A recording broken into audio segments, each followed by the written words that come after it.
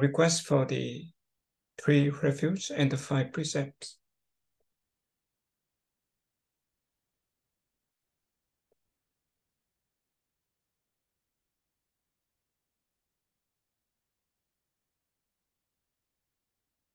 Sante Pisaranena Saha Pancha Silang Tamang Yachami Anukahang Katwa Silang Detame Fante Dutiyampi Tatiyampi Ahang Fante Pisaranena Saha Pancha Silang Tamang Yachami Anukahang Katwa Silang Detame Fante.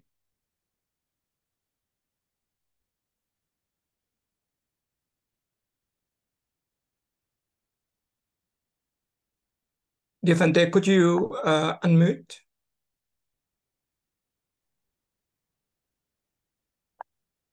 Yamahawaramidam Wadita Ama Fante.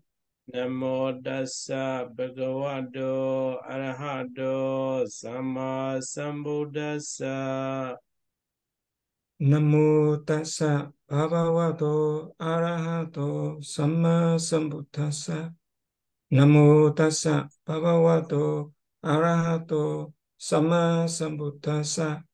Namo Tassa Bhagavato Arahato Sama Sambuddhassa. Buddhaṃ saranang gacchāmi, Dhammāṃ saranang gacchāmi, Sanghaṃ saranang gacchāmi. Buddhaṃ saranang gacchāmi, Dhammāṃ saranang gacchāmi, Sanghaṃ saranang gacchāmi. Dutiyampi Buddhaṃ saranang gacchāmi, Dutiyampi Dhammāṃ saranang gacchāmi, Dutiyampi Sanghaṃ saranang gacchāmi. Dutiyampi Buddhaṃ saranang gacchāmi, Dutiyampi Dhammāṃ saranang gacchāmi, Dutiyampi Sanghaṃ saranang gacchāmi. Tatiyampi Buddhaṃ saranang gacchāmi, Tatiyampi Dhammāṃ saranang gacchāmi, Tatiyampi Sanghaṃ saranang gacchāmi. Tatiyampi Buddhaṃ saranang gacchāmi, Tatiyampi Dhammāṃ saranang gacchāmi, Tatiyampi Sanghaṃ saranang gacchāmi. Tisarana gamanam paripurnam Ama Fante. Panadipada viramani sikkhabadam samadhiyami. Panatipata viramani sikkhapadam samadhiyami. Adena dana viramani sikkhabadam samadhiyami.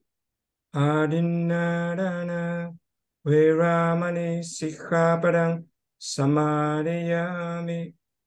Kamesu mecchājara viramani sikkhabadam samadhiyami. Kamesu micchāchara viramani sikkhapadam samadhiyami. Musawada viramani sikkhabadam samadhiyami. Musawada viramani sikkhapadam samadhiyami. Sura miraya majjapama dathana viramani sikkhabadam samadhiyami. Sura Miraya Maja Pamadadhana Viramani Sikkhapadam Samadhiyami. Tisaranena saha panja silan dhammam sarugang gadawa apamadena sambadita. Amma Phante. Vừa rồi thì sư đã hướng dẫn bảo trì thông quy về ngũ giới, thì bây giờ con xin thỉnh sư thuyết pháp và mời cô Hà sư hỗ trợ dịch cho lớp ạ. We would like to request Phante to deliver the Dhamma for the class today. Okay.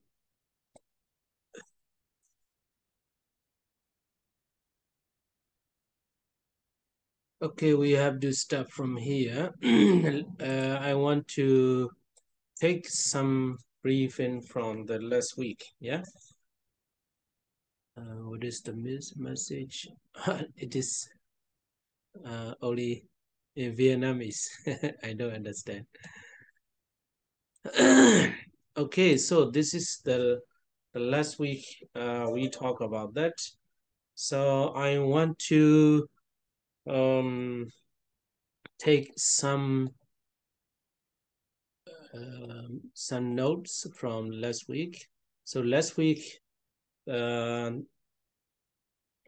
briefly to say, we talk about the 6 things. Yeah, 6 things.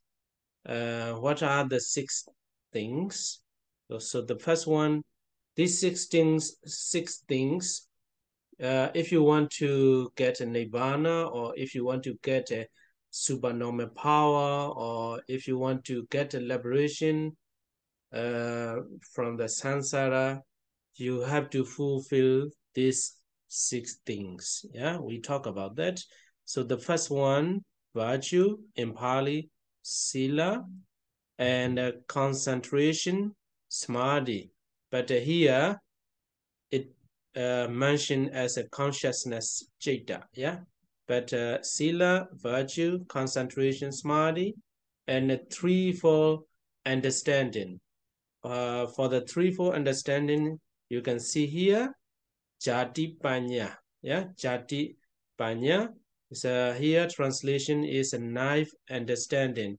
In other words, jati panya means the consciousness you have received at the time of the Bodhisanti, you know, the first consciousness when you were born. Yeah, but rebirth linking consciousness. Yeah, so this is jati panya. It is called the knife understanding. And second is a vipassana panya. Here I hope you understand this one. When you are born without knowledge. You cannot get the supernormal power or higher level of consciousness like a supramundane consciousness. You cannot. Yeah. So you must have the jati panya as well to get the to get the liberation from the samsara. So second is a vipassana panya. Even though you are born with the knowledge, if you don't practice the vipassana, or if you don't get the inside knowledge, you cannot reach the nibbana or sotapaddi, etc. And next, panya understanding is pariharika panya, that can guide all affairs. So the threefold understanding. And the last one is ada, is a viriya. So these 6 things are very much important to reach the final goal of nibbana. Yeah, sila, virtue, samadhi, concentration, and panya, 3 panya, jati panya, vipassana panya, and pariharika panya. And the last one is viriya, ada. So these kinds, if you fulfill these 6 kinds of the qualities or practice, you can get the liberation or final goal of nibbana. Thì trong buổi học ngày hôm trước đó thì sư đã hướng dẫn, đã dạy cho mình 6 cái yếu tố mà bất cứ ai khi mà muốn chứng đắc đạo quả niết bàn, muốn thoát khỏi cái sự trầm luân trong biển khổ luân hồi và muốn chứng đạt thần thông đi chăng nữa thì cần phải thuần thục 5-6 yếu tố này. Đầu tiên đó là giới hành, bởi vì giới hành được xem là nền tảng. Cái tiếp theo đó là sự định tâm hay là định samadhi, và yếu tố thứ 3, thứ 4 và thứ 5 đó là 3 cái loại trí tuệ. Loại trí tuệ đầu tiên là Jatipanya. Cái loại trí tuệ này có từ khi mà một người được phôi thai trong cái bụng mẹ, ngay cái mà tâm tục sinh của họ xuất hiện. Và trí tuệ thứ hai đó là Vipassana Panya. Thì cái trí tuệ này nó phải có khi mà một người thực hành thiền Vipassana. Mình lưu ý ở đây rằng đối với trí tuệ đầu tiên là Satipanya thì nó có ngay sau khi mà mình cái tâm tục sinh bắt đầu một kiếp sống mới. Nhưng mà ở cái loại trí tuệ đầu tiên này thì nó hoàn toàn không có, gọi là không có cái tuệ giác. Cho nên đó là mình nếu mà muốn có trí tuệ đó, thì mình còn phải thực hành thiền Vipassana. Bởi vì nếu mà một người họ được tục sinh, nếu mà một người họ được sinh ra, nhưng mà nếu mà họ không có thực hành thiền Vipassana thì mặc dù họ có kiến thức về trí thức về thế gian đi chăng nữa, thì nếu không thực hành thiền thì sẽ cũng không thể nào mà giải thoát được. Và trí tuệ thứ ba đó là Pariharika Panya. Thì đây là cái trí tuệ có được từ cái sự phòng hộ. Và yếu tố thứ 6 đó là Viriya, đó là sự tinh tấn hay là nỗ lực. Thì khi mà một người thuần thục và viên mãn 6 cái yếu tố này thì người đó mới có thể chứng đắc đạo quả niết bàn và mới có thể chứng đắc được các tầng thánh, chẳng hạn như là nhập lưu chẳng hạn. Và có như vậy thì mới có thể thoát khỏi cái vòng luân hồi.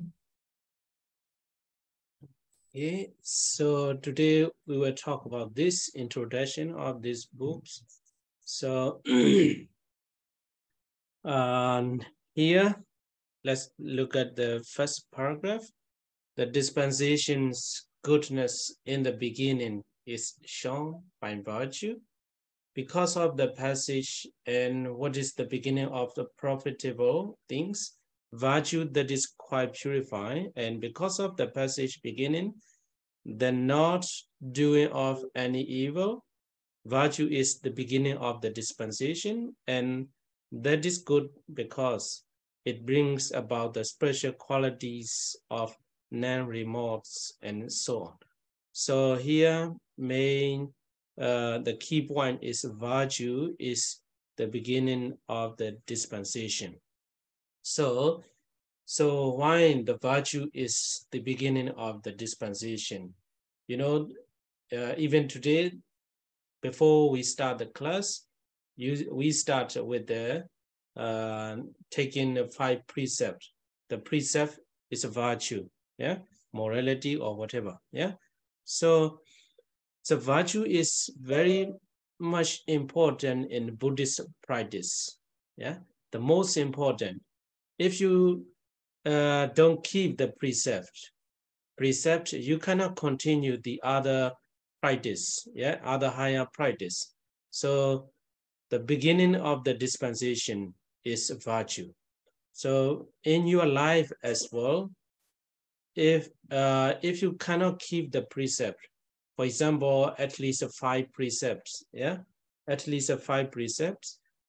If you are killing or if you are intentionally harming other living beings, and if you are stealing, if you are committing sexual misconduct, if you are lying and all the time, if you are drinking alcohol all the time, you cannot continue the other practice, yeah, other higher practice. So that's why in your life, to get even small happiness, you need to keep the precept. Without virtue, you cannot continue your life peacefully and happily.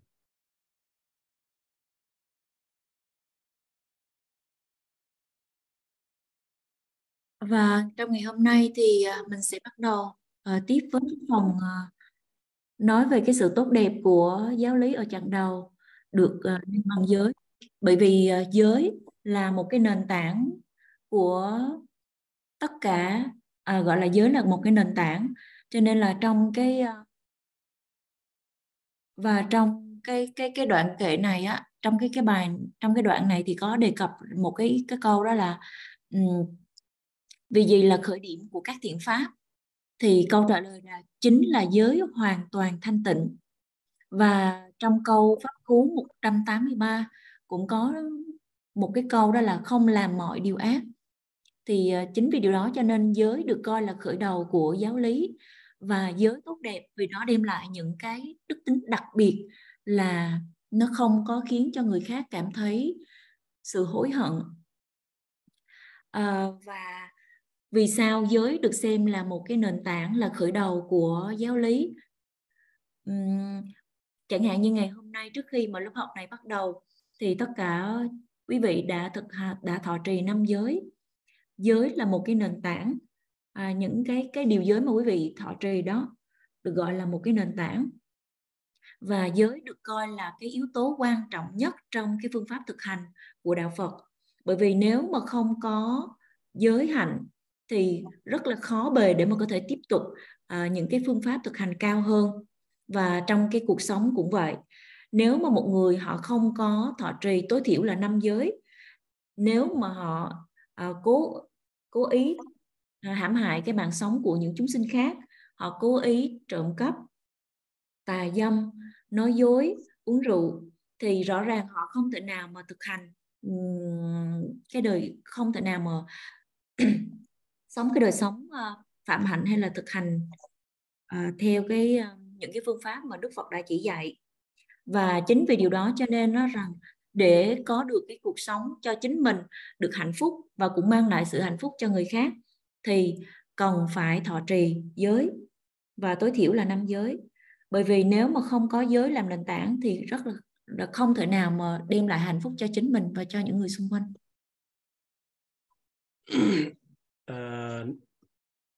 You know, here there is three words. Yeah, the Buddha's admonishment. Admonishment. Yeah, the Buddha always teach these three things. Yeah, in Pali, every day, it's we call the Ovada Patimokkha. Yeah, before the there's no Vinaya rules. Only these three things the Buddha always remind to the bhikkhus. The first one is Sabba Papasa Akrana. And the meaning is not to do any evil. Yeah? Not to do any evil. And second is Kusala Subhasamra, to do good deeds. And the third is Sajjata Pariyo Tapanan, means to purify the mind. So these three things is the main purpose or main instruction of the Buddha Sasana. And even though there are a lot of instruction, a lot of teachings, but if you practice only these three, that's enough. Not to do any bad things, not to do any evil things, to do good deeds, and to purify the mind. So these three is the brief teachings of Buddhism.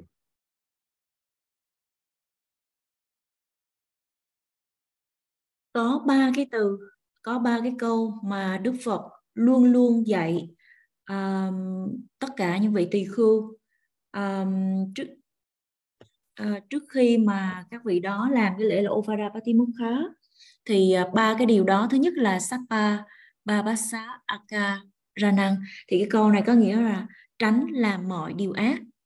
Và câu thứ hai đó là Kusalasami Sampada, câu này có nghĩa rằng là hãy làm các điều lành. Và câu thứ ba đó là Sachitta Pariyodanan. Sachitta Pariyodanan, sorry. Pariyodanan. Pariyodanan. Thì câu này có nghĩa là hãy thanh lọc tâm. Thì cái câu này được đề cập trong Pháp Cú 183 là không làm mọi điều ác, hãy làm mọi điều lành và thanh lọc tâm. Thì và 3 cái câu này là cái mục đích chính của tất cả những cái lời Đức Phật dạy.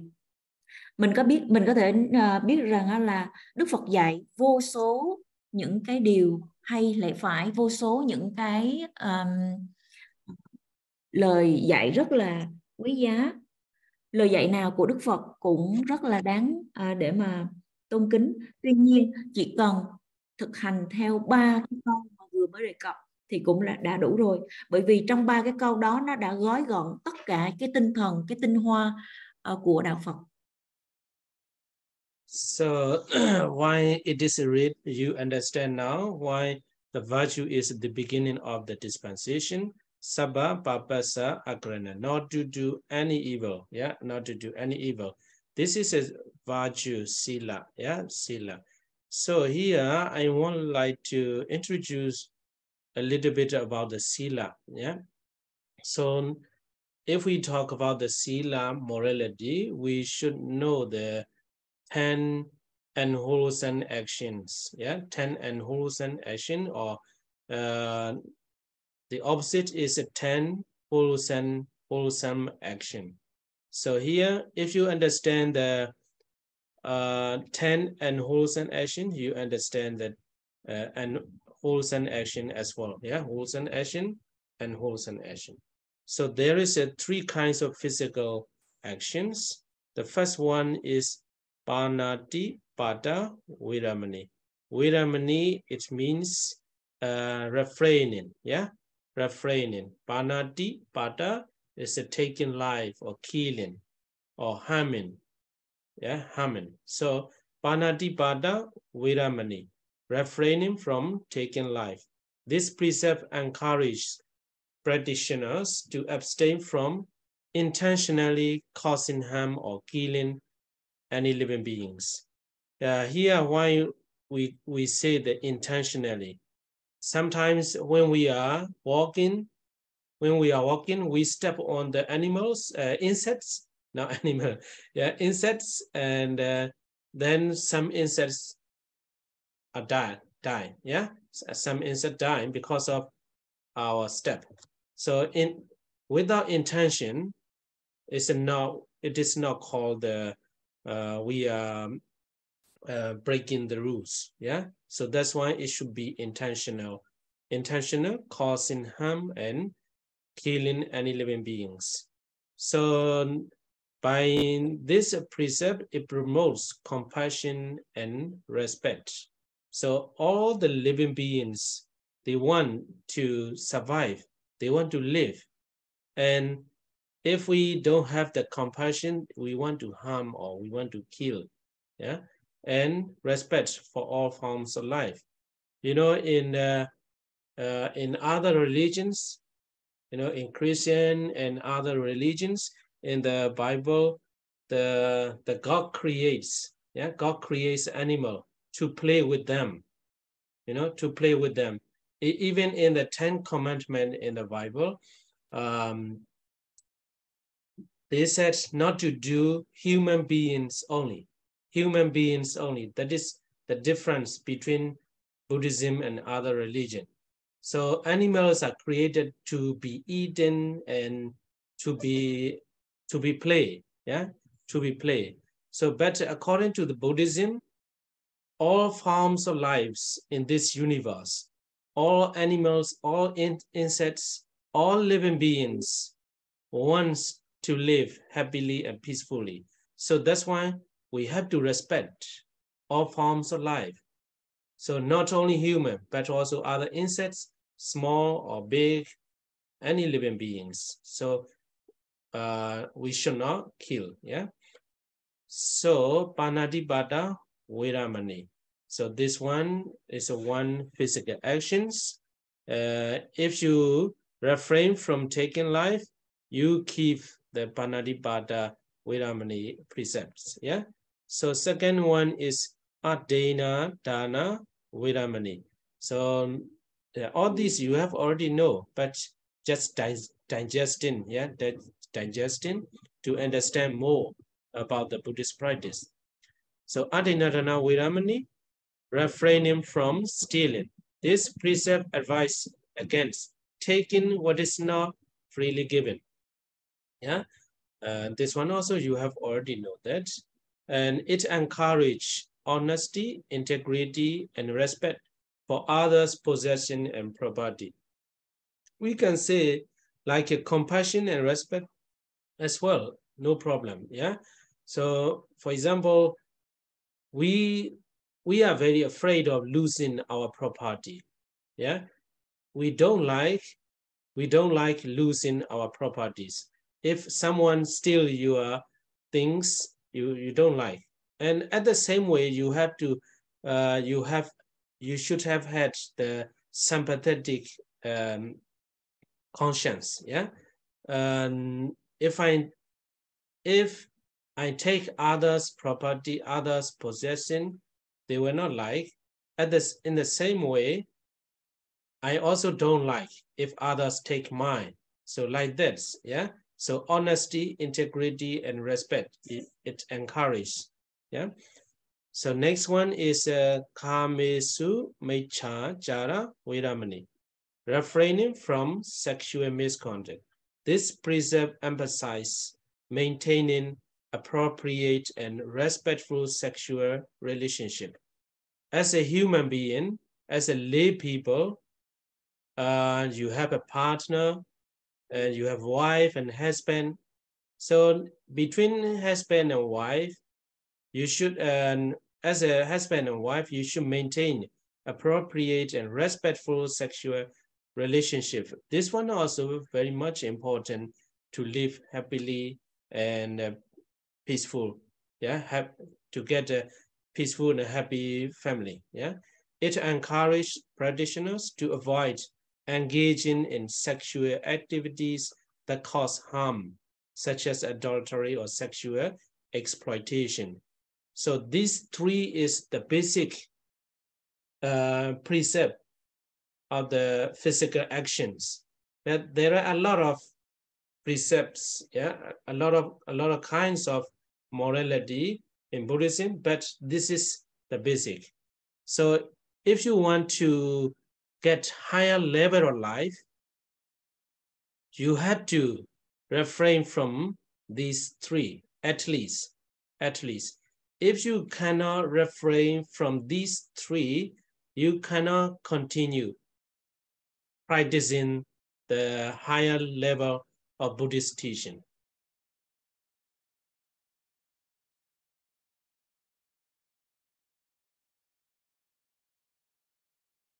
Đầu tiên thì sẽ tìm hiểu về cái phần giới hạnh, và trong cái phần giới hạnh đó thì mình sẽ đi kỹ hơn.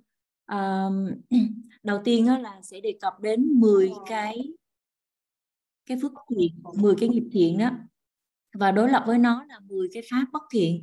Bởi vì nếu mà chúng ta hiểu rõ ràng 10 cái pháp bất thiện này thì đồng nghĩa chúng ta sẽ hiểu được 10 cái pháp thiện đối lập của nó.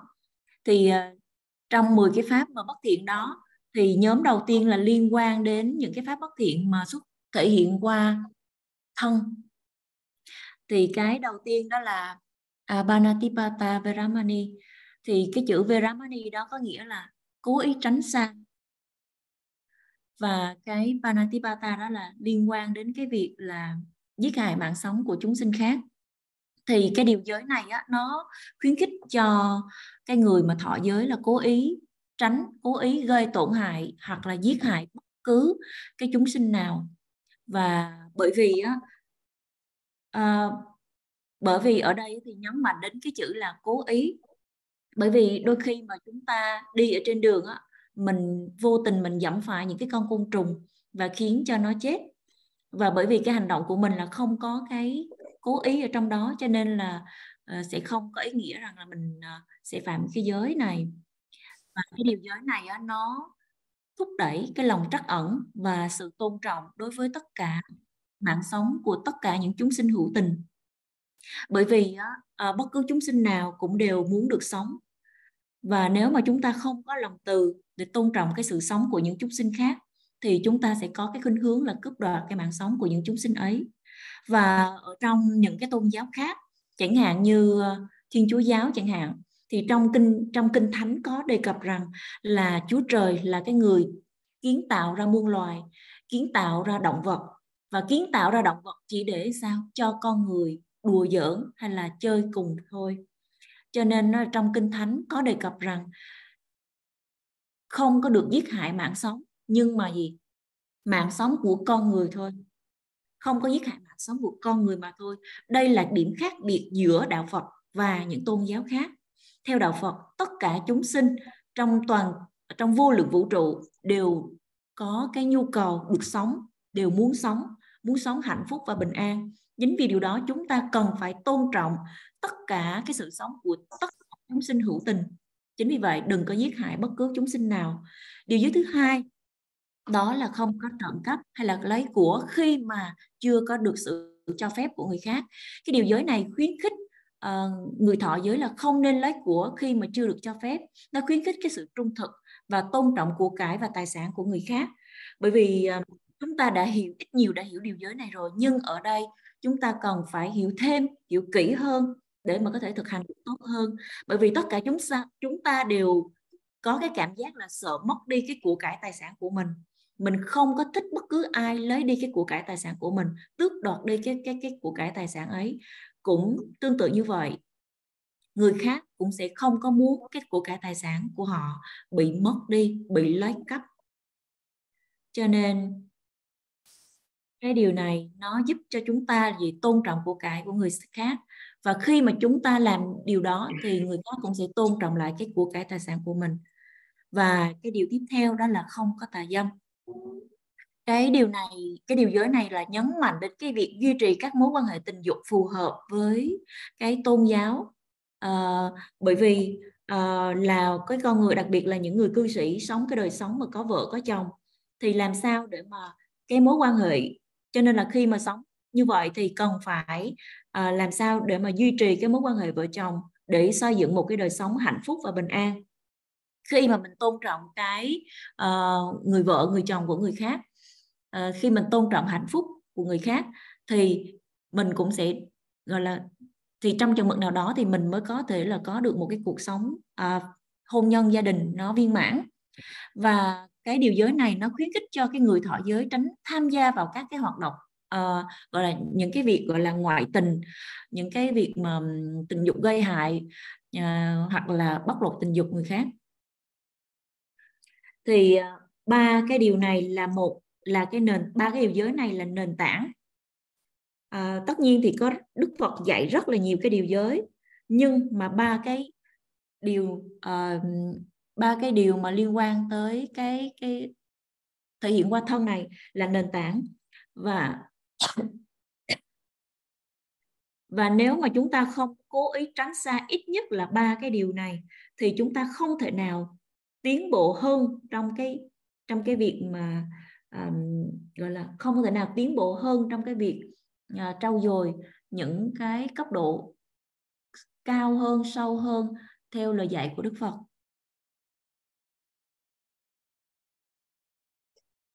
And next is 4 kinds of verbal actions. Yeah. So this one also mostly you have already know that, but let me emphasize a little bit about that. So the first one is a Musawada Viramani. Yeah, Musawada Viramani Sikkhapadam Samadhiya. Musawada Viramani is a refraining from false speech. This means abstaining from lying, deceit, or any form of speech that is intentionally false or misleading. Yeah, so this what is the most important. What is a Musawada? Intentionally false or misleading speech. And it encourages truthful communication. So if someone is, you found out that someone is always talking false, yeah, and using misleading words, and their communication will not be good. Yeah, so it's encouraged truthful communication, also very much important to live happily in the society, and discourage spreading rumors or engaging in dishonesty. Yeah, if you tell truth, it shows you are honest. If you tell lies, it shows you have the dishonesty. Yeah, so Musawada Viramani, this precept as well, very much important. And next one is Pisuna Vacha Viramani. Yeah? Pisuna Vaja Viramani, refraining from divisive speech. Yeah, divisive speech. This involves avoiding speech that creates discord, disharmony, or separation between individuals and groups. So this one also you can find in every society, even in between countries as well. There are a lot of pisuna waja, a lot of divisive speech. You know, for example, if a country wants to make a friendship, and at the same time, they use a lot of divisive speech to fight with other countries like that. Yeah. And also at this in your society as well, if some two people are loving each other, but if you want to get the love from one of them, and you use the divisive speech, and you put the divisive speech between them, and they separate. So that is called the pisuna vaja. That one also very dangerous. Yeah, very dangerous for the society. So that's why by fulfilling or by refraining from the divisive speech, it promotes unity, understanding, and reconciliation. So this one also very much important to get a happy and a peaceful society. And the next one is Parusa Vaja Viramani, refraining from harsh speech. This refers to abstaining from using words that are harsh, offensive, or hurtful. So this one also very important in your family, in your society. You know, if you use harsh speech all the time, you are not loved by others. You will be hated by others. Oh, he's very offensive person. He is always using the hurtful speech, something like that. And so it encourages speaking with kindness and compassion. If you lost the kindness and compassion, and you use a harsh speech, and the words that are coming out from your mouth will be harsh and also hurtful or offensive, and it will not make please to others. Yeah. So towards other, compassion towards other, fostering goodwill and understanding. So the last one is Sampaplapa Viramani, refraining from ideal or gossiping speech. This entails avoiding frivolous or useless speech. Sometimes we make a conversation without purpose. Yeah, without purpose. You don't know why we are talking such words. You don't know. And also the gossip as well included here. So gossip, why you are talking gossip, even though you don't know exactly what's happening, and you don't know about that person who are going to talk about. So gossip as well is no use. Yeah, no use in the idle chatter or engaging in conversation that is unbeneficial. Yeah, by talking gossip, you don't have any benefit from that, or leads to distraction. It encourages mindful and purposeful speech. So why we talk the gossip, because we don't have the mindfulness. If we have the mindfulness, we never speak. We never speak the frivolous or useless speech. And purposeful speech focusing on meaningful and beneficial communication. So if we talk something, it should be meaningful and beneficial, and that might be good communication. So that's why these 4 kinds of verbal actions as well very important to practice. And also it will be the first beginning of the higher practice of Buddhism. Và tiếp theo đó là 4 cái hành động liên quan đến lời nói. Đầu tiên đó là Musawada Veramani. Cái điều giới này có nghĩa rằng là mình không có nói lời dối trá. Điều này có nghĩa là không có nói dối, không có lừa lọc, hoặc là bất cứ cái hình thức nói nào mà cố ý nói sai sự thật hoặc là gây hiểu nhầm. Bởi vì cái lời nói của mình, nếu mà mình nói sai sự thật thì có thể khiến cho người khác hiểu nhầm và có thể là gây ra những cái hậu quả không có mong muốn khác. Bởi vì nếu mà một người họ nói thật thì họ có thể được xem là một cái người chân thực. Còn cái người mà luôn nói dối đó, cái người đó rất là khó để mà khó nhận được cái sự tin tưởng từ người khác, là một người không có đáng tin cậy. Thì cái điều giới mà không có nói dối, nó khuyến khích cái sự giao tiếp trung thực và không có khuyến khích lan truyền tin đồn hoặc tham gia vào những cái hành vi không có trung thực. Cái tiếp theo đó là Visuddhimagga Veramani. Điều này có nghĩa là không có nói lời gây chia rẽ. Chúng ta có thể chứng kiến là cái điều này rất là nhiều trong xã hội, bất cứ xã hội nào, bất cứ cái quốc gia nào. Và trong cái thế giới ngày hôm nay có rất là nhiều quốc gia họ sử dụng cái phép này. Bởi vì ví dụ như là có những cái quốc gia họ thiết lập cái mối quan hệ hữu nghị với nhau, nhưng mà sau đó họ dùng cái phép ly gián, nói lời chia rẽ để mà gây xung đột, gây chiến tranh giữa các quốc gia.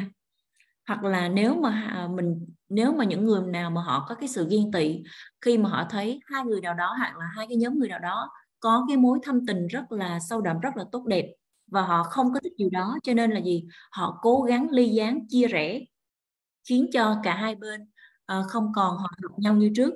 Thì cái sự ly gián và chia rẽ này là một cái yếu tố rất là nguy hiểm trong bất cứ một cái xã hội nào. Cho nên nếu mà mình thực hành cái việc cố gắng tránh xa nói lời gây chia rẽ, thì nó sẽ khuyến khích, thúc đẩy những cái lời nói chân thực, tạo sự đoàn kết, hiểu biết và hòa giải lẫn nhau. Điều thứ ba đó là Parusavacha Veramani. Cái điều này có nghĩa là không có nói lời thô ác. Điều này được đề cập đến cái việc là mình không có sử dụng những cái lời nói thô lỗ, xúc phạm hoặc gây tổn thương người khác. Bởi vì nếu mà một người nào đó nói những cái lời khó nghe, những cái lời thô bỉ, độc ác, thì dù trong xã hội hay là trong cái phạm vi gia đình thì cũng khó bề khiến cho người khác cảm thấy thoải mái. Và nếu mà một người lúc nào mà cũng nói năng cộc cằn, khó nghe, thì người khác họ rất là khó gọi là thương không nổi, hoặc là có những người, và cái người đó sẽ bị những người khác ghét bỏ. Và chính vì điều đó cho nên nếu mà chúng ta cố gắng tránh xa cái việc nói thô ác, thì nó sẽ thúc đẩy mình mở rộng cái lòng từ, lòng trắc ẩn và sự nhạy cảm đối với những người khác, đồng thời nuôi dưỡng cái thiện chí và sự hiểu biết lẫn nhau. Điều cuối cùng đó là Sampapalapa Veramani, nghĩa rằng là không có nói những cái chuyện tầm phào hay là ngồi lê đôi mắt. Điều này đòi hỏi người nói phải tránh xa cái việc nói những câu chuyện phím luận, phù phiếm, vô ích, vô bổ, không có đem lại lợi lạc gì cả. Và ở đây nhấn mạnh đến cái chữ đó là gì? Ngồi lê đôi mắt, gọi là tầm phào, bà tám đó. Bởi vì cái việc mà nói chuyện phím nó không có đem lại bất cứ một cái lợi ích nào, và đôi khi nó còn khiến cho cái việc gọi là mình sẽ bị phân tâm. Bởi vì sao mà chúng ta lại nói những cái câu phím luận không có lợi ích gì hết? Bởi vì chúng ta không có chánh niệm. Bởi vì nếu mà có chánh niệm thì chúng ta sẽ không bao giờ nói những cái lời vô bổ, tầm phào, nói chuyện phím luận như vậy. Cho nên khi mà chúng ta nói điều gì đó thì phải cân nhắc đến những yếu tố, chẳng hạn như cái lời nói của mình nó có lợi ích nào hay không, lời nói của mình có ý nghĩa hay không, có đúng thời đúng lúc hay không. Cho nên đây là những cái yếu tố rất là quan trọng mà mình cần phải trau dồi, cần phải thực hành trong cái đời sống hàng ngày và trong cái cuộc tu. Và có như vậy, đây được xem là gì? Là cái bước đệm đầu tiên để mà mình có thể tiến bộ hơn trong cái việc làm theo những cái lời dạy của Đức Phật.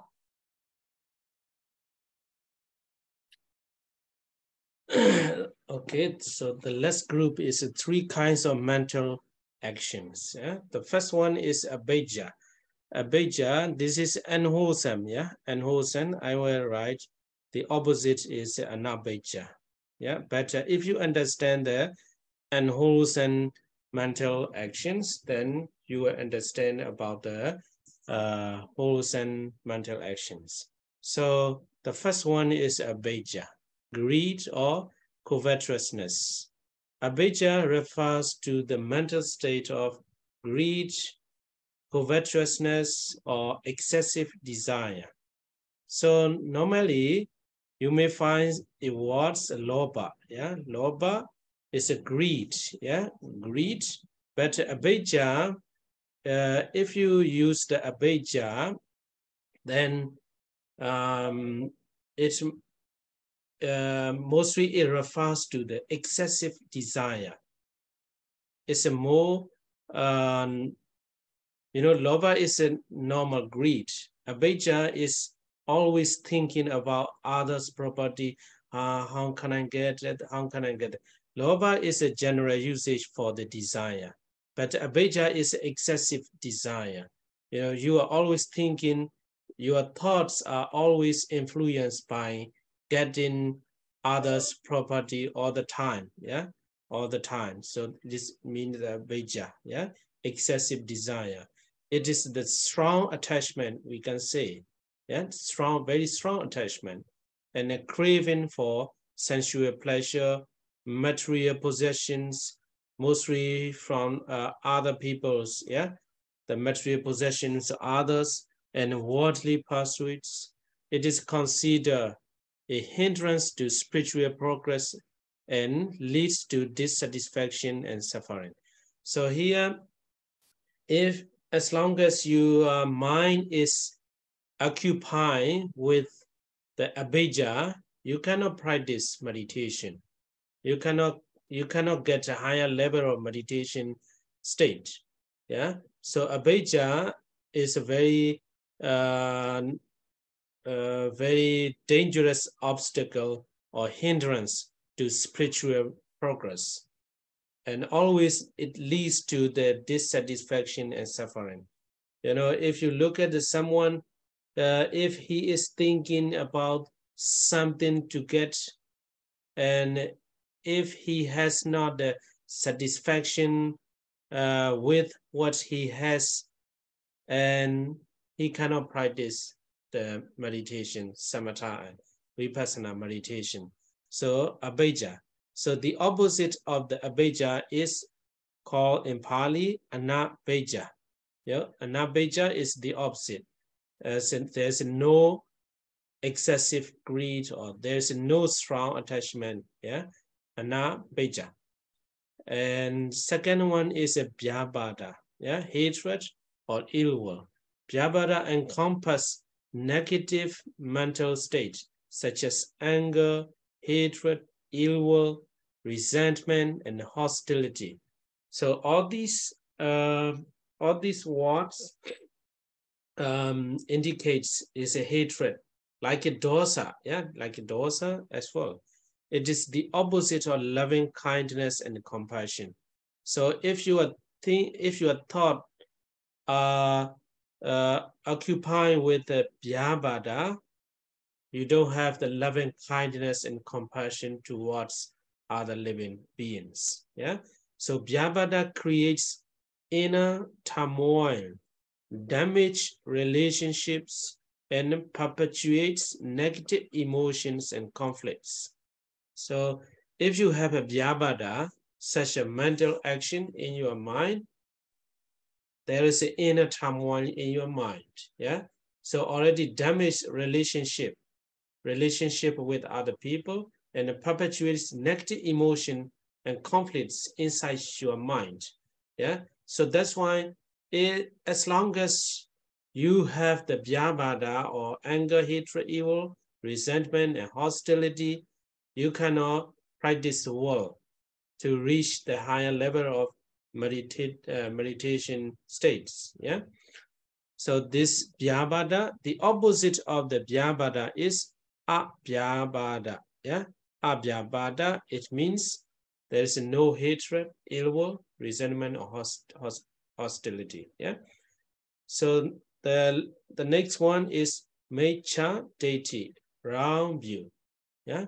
Mecha Deity refers to wrong understanding or distorted views about the nature of reality. It has very, very wide meaning, very, very wide meaning, but briefly to say, it is the belief in the permanence of things that are impermanent. Actually, there is no permanent thing in the world, but if you have the Mecha Deity, sometimes you hold it, you keep it as a permanence. You think it as a permanent. Yeah. The belief in a fixed and independent self. Independent self. You know, actually, according to the Buddhism is anatta. Yeah, anatta. There's no self. There's no self. But in some philosophy or some idea, there is a self. In some religion as well, it is stated that the self is inside our body. It is controlling everything. It is creating everything what's happening in our life. There is a self, according to some ideology. But according to Buddhism, there is no self. There is only cause and effect. Yeah, cause and effect. So it's a Mecha Deity is belief.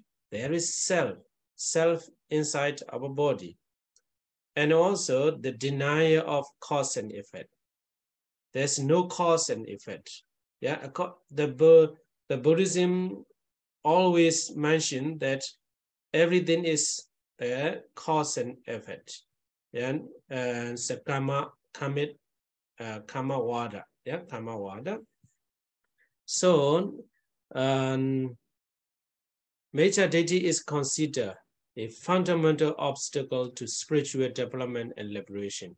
So as long as you have the round view, there is an obstacle in your heart, in your mind, to spiritual development and liberation. So the opposite of the Mecha Deity is Sama Deity. It's a right view. So only you have the Sama Deity, you can continue to the spiritual development and liberation. So here, so altogether, 3 kinds of physical action, 4 kinds of verbal action, 3 kinds of mental actions, altogether 10. So the above 10 actions are called 10 Sucharita Dhamma. Yeah? Sucharita Dhamma in Pali, in English, 10 wholesome actions.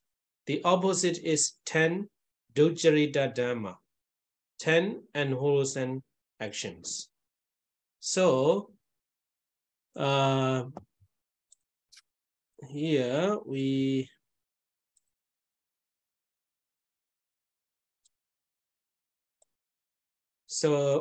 talk about the virtue is the beginning of the dispensation. So at least 10 wholesome action, you need that. And if you refrain from the killing, stealing, etc., so we can say you are fulfilling the virtue. Then you have fulfilled the beginning of the dispensation virtue. So then you can continue other step.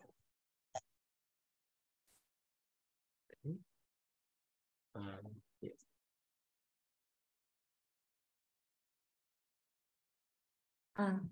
Và tiếp theo đó là 3 cái hành động mà liên quan đến cái tâm, cái ý. Đầu tiên đó là apicca.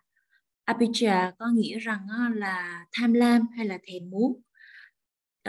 Apicca đề cập đến một cái trạng thái tâm tham lam, thèm muốn, ham muốn quá mức. Ở đây bởi vì nó có một cái từ đồng nghĩa đó là chữ lopa. Nhưng mà cái chữ lopa này thì nó chỉ có nghĩa rằng là cái gì? Là cái sự ham muốn bình thường thôi. Còn cái chữ apicca này nó nhấn mạnh đến cái sự gì? Thèm khát, ham muốn tột cùng. Đặc biệt là gì? Luôn luôn nghĩ đến cái việc sở hữu những cái gì mà người khác có, hay là luôn nghĩ đến cái việc là gì? Làm sao để có được những cái của cải tài sản, những cái vật mà người khác có. Lúc nào trong tâm cũng thường trực cái suy nghĩ này, ham muốn quá độ. Và chính vì cái ham muốn quá độ như vậy nó dẫn đến một cái sự dính mắc cực kỳ mạnh mẽ.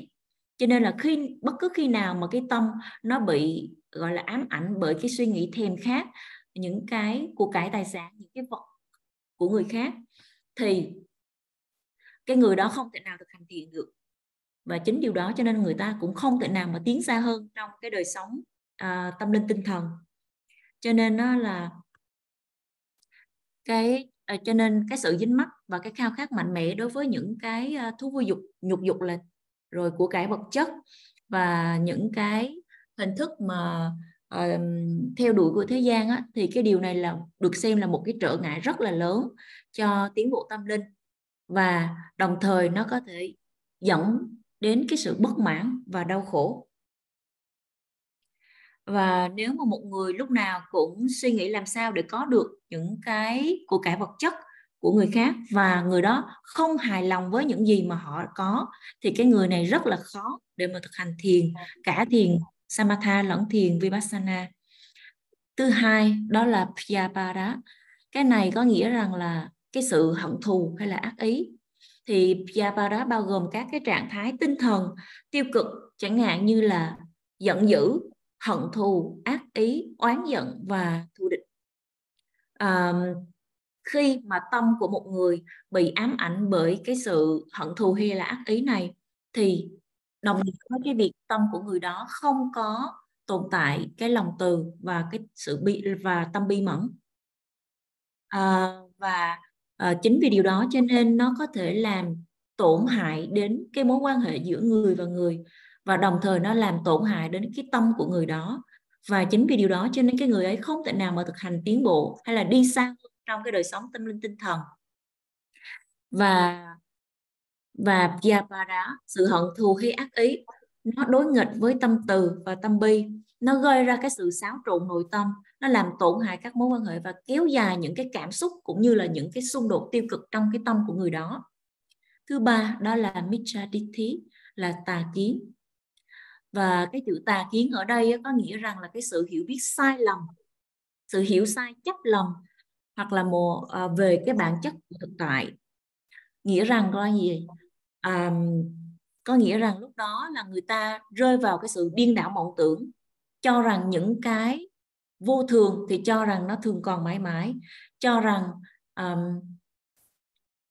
những cái gọi là những cái bản chất của nó là đau khổ lại cho rằng là hạnh phúc, cho rằng không có một cái ngã nào tồn tại thì lại cho rằng có một cái tôi, một cái ngã tồn tại mãi mãi, hoặc là cho rằng những cái mà không có đẹp đẽ thì cho rằng là gì? Đẹp đẽ. Thì người đó tà kiến, thì lúc mà bị rơi vào tà kiến thì có nghĩa rằng họ có một cái niềm tin vào một sự, chẳng hạn như sự trường tồn của những thứ vô thường, niềm tin vào một cái tôi cố định và độc lập, hay là thậm chí là phủ nhận cái luật nhân quả. Và theo đạo Phật thì không có một cái tôi, một cái ngã nào cả. Nhưng mà theo nhiều cái tôn giáo khác, hoặc là thậm chí có nhiều cái trường phái, nhiều cái ý tưởng cho rằng là có một cái tôi, một cái ngã nó ở bên trong cái tấm thân này, và chính cái tôi, cái ngã đó nó kiểm soát, nó điều động, điều khiển tất cả mọi thứ. Nhưng mà trong đạo Phật nhấn mạnh đến cái tính vô ngã này, và chỉ đề cập không có một cái ngã nào cả, nhưng mà tất cả là do nhân duyên tất cả là do nghiệp và quả của nghiệp, tất cả do nhân duyên vận hành. Cho nên một người khi mà họ có tà kiến thì họ cứ tin rằng có một cái tôi tồn tại ngay trong cái tấm thân này, và họ phủ nhận cái sự vận hành của nghiệp và quả của nghiệp. Cho nên khi nào mà ta có tà kiến, cái tâm bị ám bởi những cái suy nghĩ tà kiến này, thì chúng ta không thể nào mà giải thoát được. Và đối lập với tà kiến đó là chánh kiến, samadhi. Khi mà có chánh kiến thì ta mới có thể tiếp tục thực hành, tiếp tục đạt được sự tiến bộ trong đời sống tâm linh, và chính vì vậy mới có thể giải thoát được. Thì đối lập với apicca đó là anapicca, đối lập với vyapada là avyapada, và đối lập với micchaditthi là samadhi. Và tổng cộng lại có 3 cái hành động liên quan đến thân, 4 hành động liên quan đến lời nói, và 3 cái hành động liên quan đến cái suy nghĩ, thì tổng cộng lại là 10. Và 10 cái pháp mà bất thiện này trong tiếng Pali được gọi là Sucharita Dhamma, và đối lập 10 cái pháp mà bất thiện này trong tiếng Pali được gọi là Duccharita Dhamma, và đối lập với nó là Sucharita Dhamma. Cho nên nếu mà chúng ta cố ý tránh xa 10 cái pháp bất thiện này, cũng đồng nghĩa rằng là gì? Chúng ta đang trau dồi 10 cái pháp thiện. Cho nên, và 10 cái pháp thiện này được gọi là gì? Nền tảng, được gọi là giới. Và giới được gọi là nền tảng, là điểm khởi đầu của cái con đường thanh lọc tâm trên cái bước đường gọi là gì? Tiến tới cái sự tiến bộ tâm linh tinh thần, hướng đến cái sự giải thoát. Cho nên nếu mà chúng ta cố ý tránh xa 10 cái pháp bất thiện này, đồng nghĩa rằng chúng ta cũng hoàn thành và đặt cho mình một cái nền móng rất là vững chắc trên cái con đường, trên cái đạo lộ giải thoát.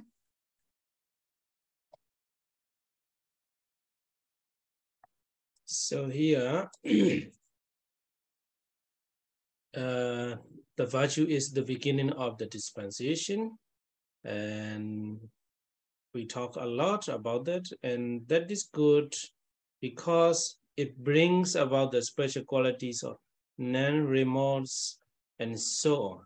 So if you refrain and if you break all these physical action, verbal actions, and mental actions, there you will be remorseful.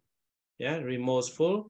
You will get a lot of bad results in life. So that's why you cannot continue to the spiritual development and a higher state of meditation level. So here in the Buddhist teaching, there is a potential results. Yeah, 4 kinds of potential results of unwholesome deeds. If you break one of the precepts, or if you kill somebody or something, some animals, if you engage in the sexual misconduct, if you drink liquor, better here there's a no drinking liquor, yeah, directly, yeah. And if you are telling lies and divisive speech, harsh speech, gossip, etc., and also you have a lot of abhijja, vyabada, and miccha deity. These 4 kinds of results are you may have to receive after you have broken the precepts. So the first result is atta nuwada paya. Yeah, atta nuwada paya. I will not explain detail about the Pali meaning. So this term refers to the fear of self-recrimination or remorse. Yeah. So atta nuwada paya is internal consequence of engaging in unwholesome actions. So we can say self-contamination. If you kill, after you kill somebody, you may think that nobody knows, nobody know you killed that person, but in your mind, yeah, internal consequence you have already. Oh, I killed somebody. You feel remorse, you regret, and also you feel guilty. You feel guilty or you feel shame and inner turmoil due to their own conscience and moral compass.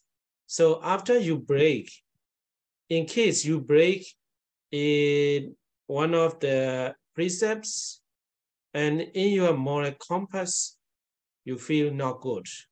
You feel guilty. I'm not a good person. I did very bad things like that. This is Adanuwada Paya. You are living with the fear of self-recrimination or remorse.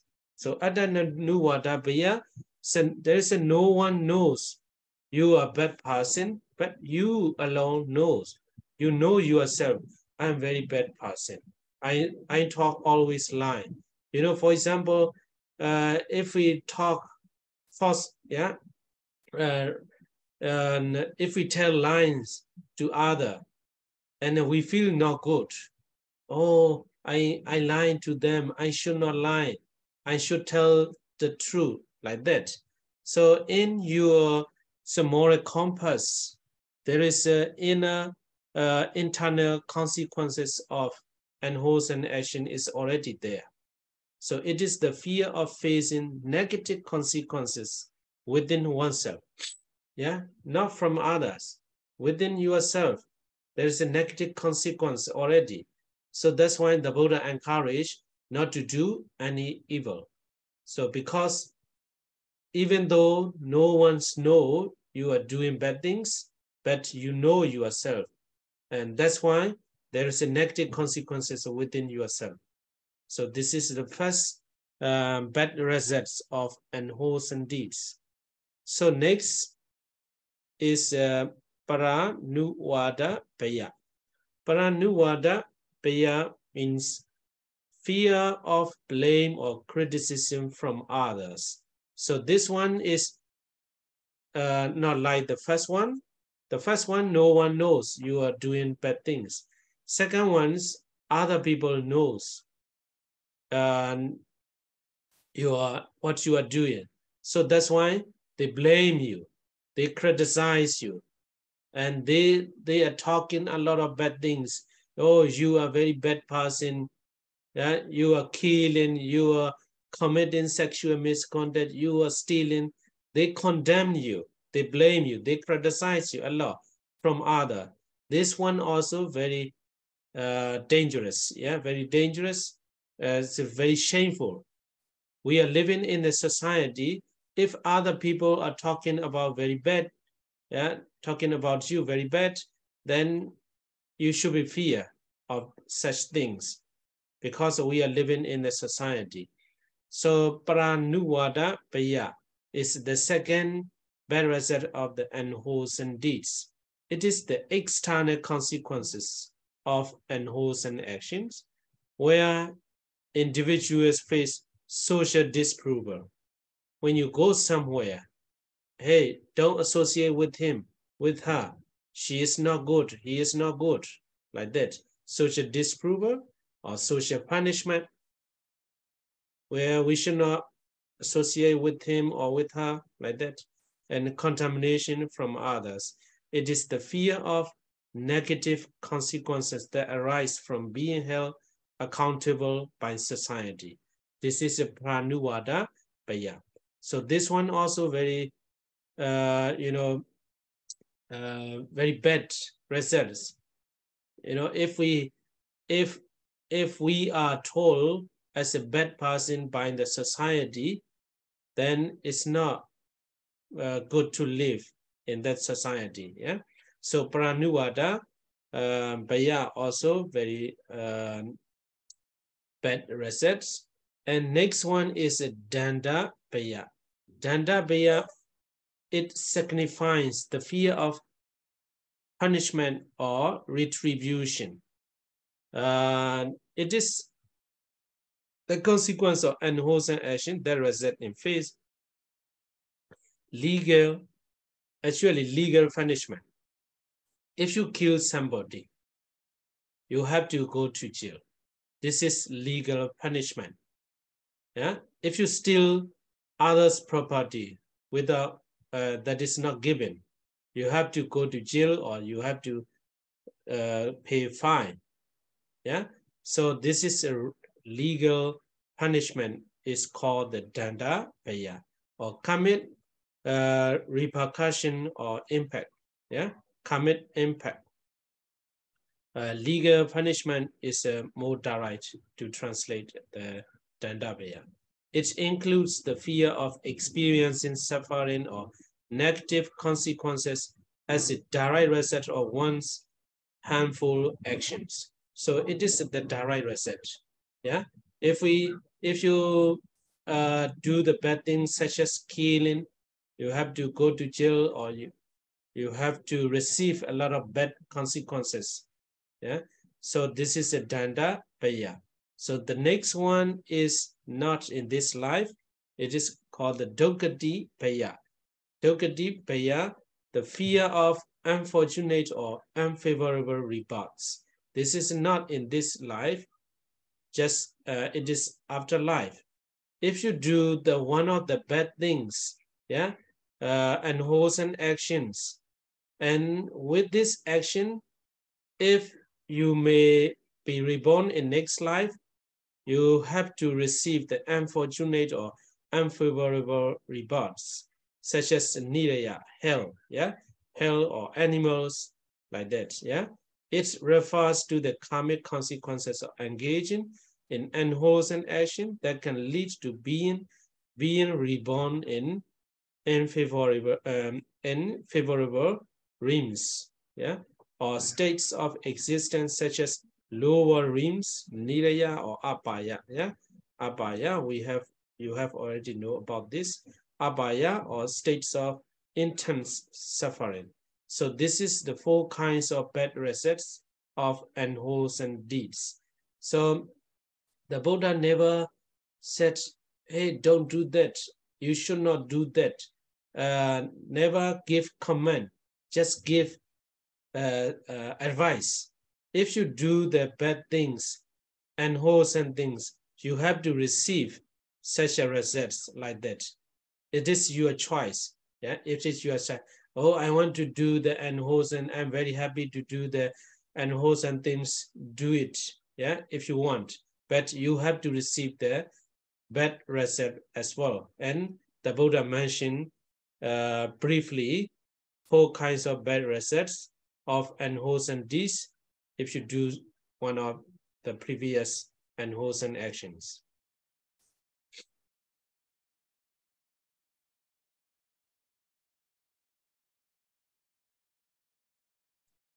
Sally, unmute.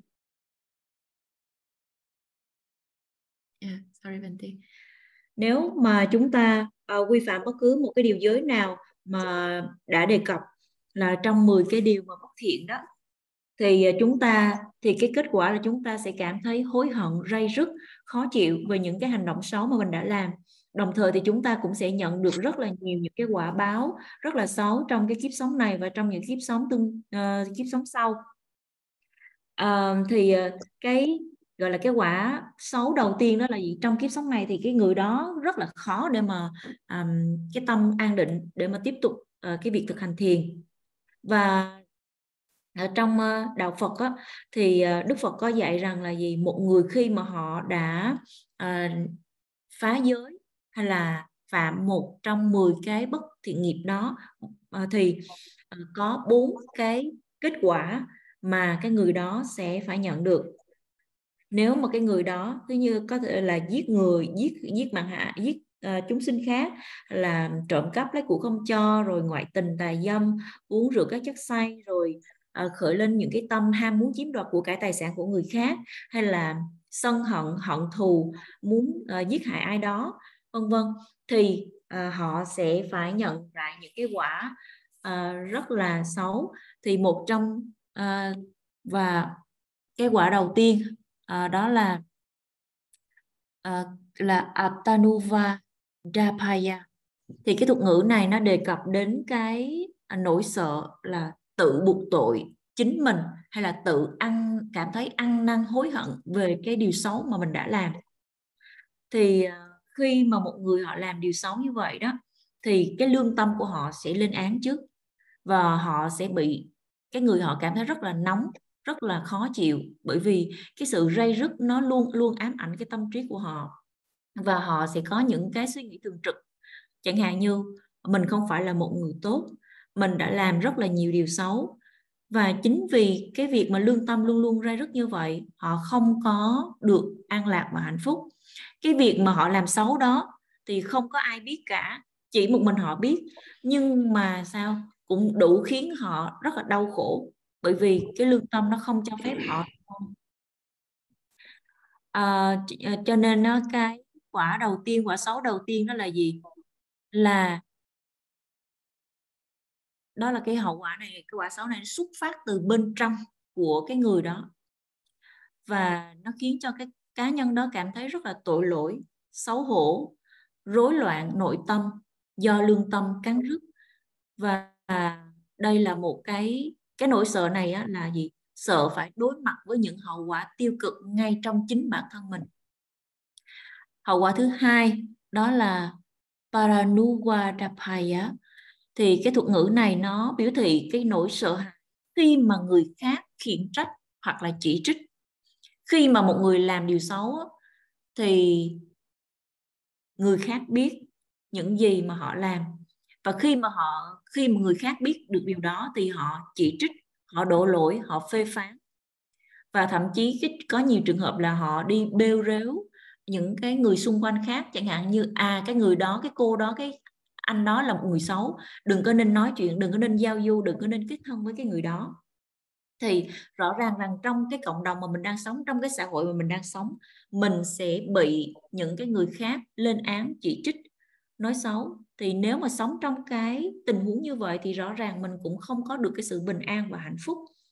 Và cái việc mà bị chỉ trích hay lên án như vậy, đây là một điều rất là nguy hiểm và rất là đáng để hổ thẹn.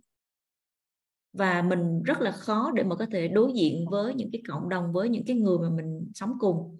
Cho nên dù mình sẽ mang luôn mình sẽ luôn mang thêm một cái tâm trạng là gì? Sợ hãi khi mà mình đi bất cứ nơi đâu. Bởi vì khi mà đi đến đâu đó thì kiểu như cái cảm giác sẽ có cái người tránh xa mình. Đây là một cái nỗi sợ xuất phát, gọi là một cái nỗi sợ từ bên ngoài. Khi mà cái người đó họ làm những cái điều xấu thì họ sẽ phải đối mặt với sự phản đối, phán xét, lên án của xã hội. Và nỗi sợ hãi này nó xuất phát từ cái việc là gì? Phải chịu trách nhiệm trước xã hội. Thứ ba đó là Dandapaya. Thuật ngữ này nó biểu thị cho cái nỗi sợ hãi về cái hình phạt hay là cái quả báo. Chính xác hơn thì thuật ngữ này là gì? Sẽ chịu trách nhiệm trước pháp luật về những cái tội ác, về những cái hành động xấu mà mình làm. Chẳng hạn như nếu mà một người giết người thì người đó sẽ bị đi tù, và đời sau kiếp khác thì họ sẽ phải chịu cái quả báo rất là nặng nề từ cái việc mà giết người đó. Hoặc là nếu mà một người nào đó trộm cướp của cải tài sản của người khác thì sẽ bị ở tù, hoặc là sẽ phải đóng phạt rất là nhiều. Thì cái hậu quả thứ ba nó liên quan đến pháp luật, sẽ bị pháp luật trừng trị. Ở đây thì cũng có nói một chút xíu về cái việc mà những cái hành động bất thiện đó nó có thể khiến cho cái người vi phạm là gì? Phải chịu cái nghiệp báo. Thì đây là một cái yếu tố nó hơi sâu xa.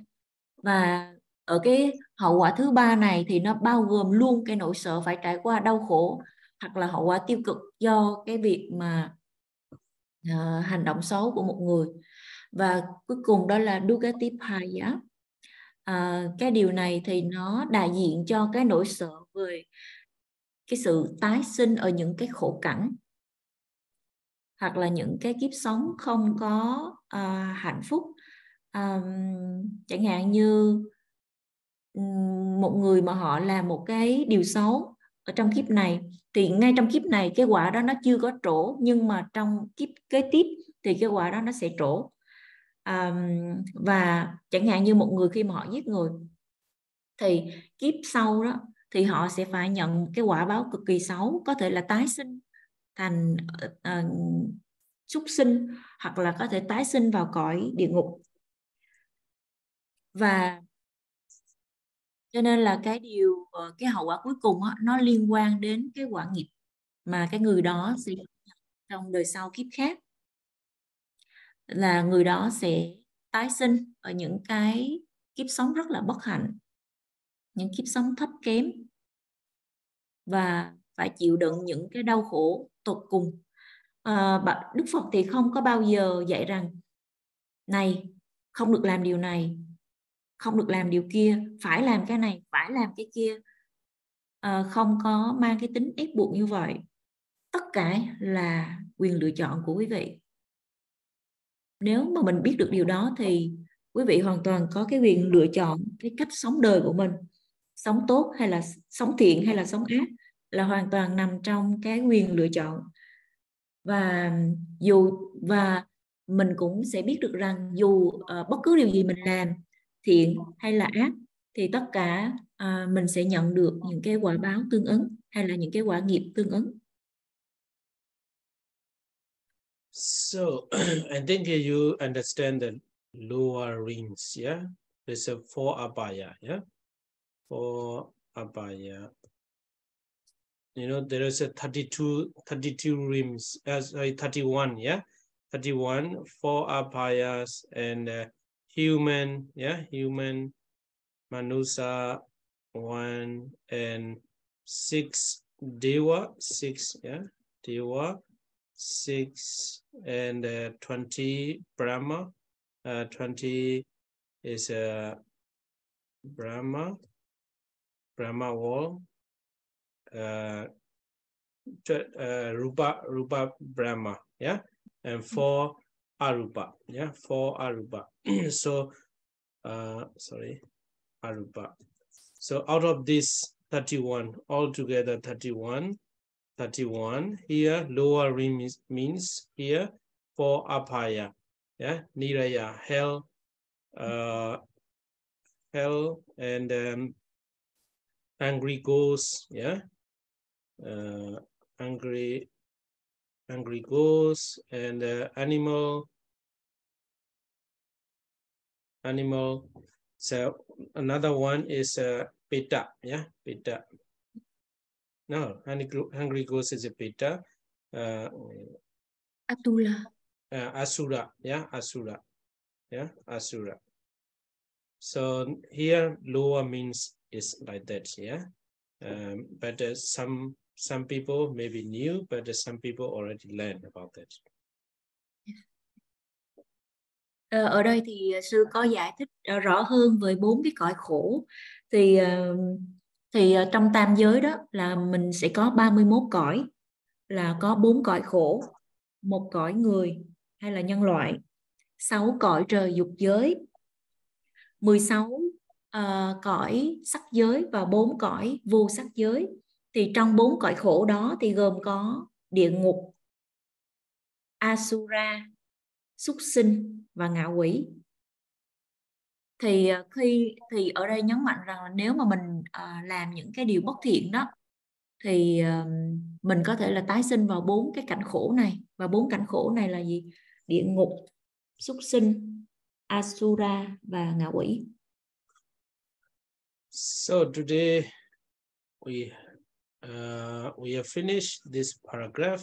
Virtue is the beginning of the dispensation. So the next week we have to continue to the concentration is the middle of the dispensation. We will discuss in next day why the concentration is the middle of the dispensation. So I think we will continue in next week. Yeah, next Friday, coming Friday.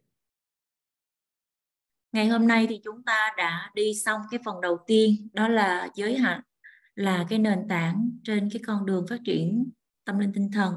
Và buổi thứ 6 thì mình sẽ tiếp tục đến phần tiếp theo, đó là gì? Mình học về cái phần định, là cái đạo lộ, là gọi là cái nhánh chính giữa của cái con đường này, của con đường thanh lọc tâm này. Và mình sẽ học là lý do vì sao mà định được xem là cái nhánh giữa, cái đoạn giữa của cái con đường thanh lọc tâm. Yeah.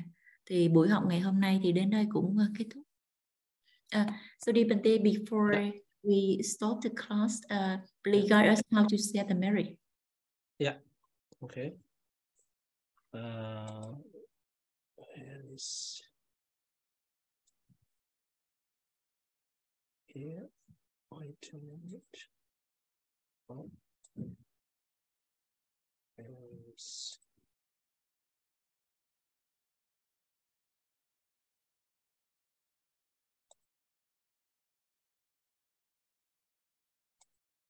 Wait a minute. Jump in. Yeah.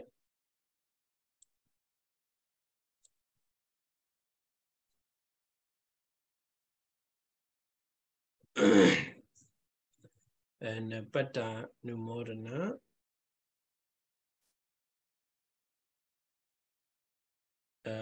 I alone recite, yeah, and Siali and other people who can read Pali, you all can read together, yeah. Sư thì sẽ đọc tiếng Pali trước thôi, và quý vị nào có thể đọc tiếng Pali thì mình có thể tụng theo ạ. So only Pali language we will recite, not English one, yeah. Yes, Bante. Idawadaja amehi sambandam punya sambandam sabbe dewa numodandu sabba sambati seniya Idawadaja amehi sambandam punya sambandam sabbe nara numodandu Sabba Sambati Sediya Idawadaja Amihi Sambadam Punya Sambada Sabbe Sada Numodandu Sabba Sambati Sediya Kada Amihi Yam Punya Dogaran Ajasa Duga Ponyene dena nibbana sigamba bomade maya tanja ponyam mayandema pawesu disubanina desabedam bamodedawa sukhan labandu sabanda imina ponyakamina mame bala samagamo Sadan samagamo hodu yawanibana badiya Kayina waja chitina pamadina mayagada Achayang kamami bandi Uri panya dathaganda Idami ponya aswakiya wahahodu Idami punya nibbanasa pajiyodu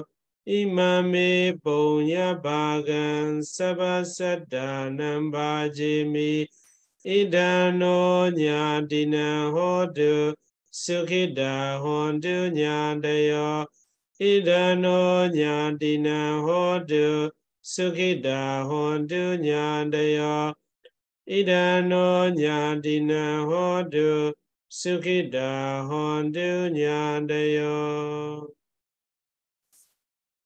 Sadhu, sadhu, sadhu.